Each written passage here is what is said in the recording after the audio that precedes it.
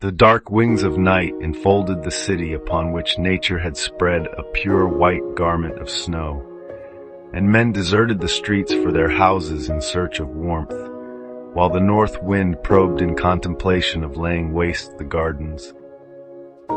There in the suburb stood an old hut heavily laden with snow and on the verge of falling. In a dark recess of that hovel was a poor bed in which a dying youth was lying, staring at the dim light of his oil lamp, made to flicker by the entering winds. He, a man in the spring of life, who foresaw fully that the peaceful hour of freeing himself from the clutches of life was fast nearing. He was awaiting death's visit gratefully, and upon his pale face appeared the dawn of hope, and on his lops a sorrowful smile, and in his eyes forgiveness. He was poet perishing from hunger in the city of living rich.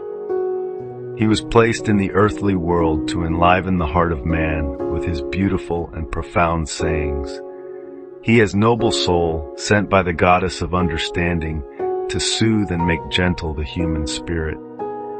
But alas, he gladly bade the cold earth farewell without receiving a smile from its strange occupants.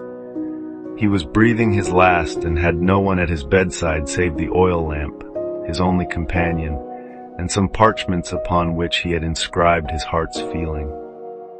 As he salvaged the remnants of his withering strength, he lifted his hands heavenward. He moved his eyes hopelessly, as if wanting to penetrate the ceiling in order to see the stars from behind the veiled clouds. And he said, "Come, O beautiful death, my soul is longing for you. Come close to me and unfasten the iron's life, for I am weary of dragging them. Come, O sweet death, and deliver me from my neighbors who looked upon me as a stranger, because I interpret to them the language of the angels. Hurry, O peaceful death, and carry me from these multitudes who left me in the dark corner of oblivion, because I do not bleed the weak as they do. Come, O gentle death, and enfold me under your white wings, for my fellow men are not in want of me.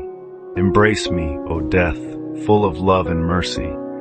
Let your lips touch my lips, which never tasted a mother's kiss, not touched a sister's cheeks, not caresses a sweetheart's fingertips.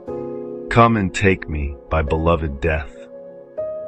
Then, at the bedside of the dying poet, appeared an angel who possessed a supernatural and divine beauty, holding in her hand a wreath of lilies.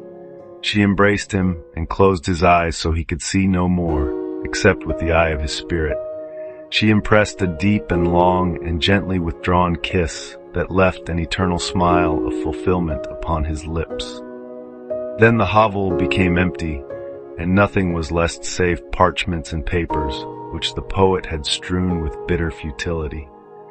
Hundreds of years later, when the people of the city arose from the disease's slumber of ignorance and saw the dawn of knowledge, they erected a monument in the most beautiful garden of the city and celebrated a feast every year in honor of that poet, whose writings had freed them.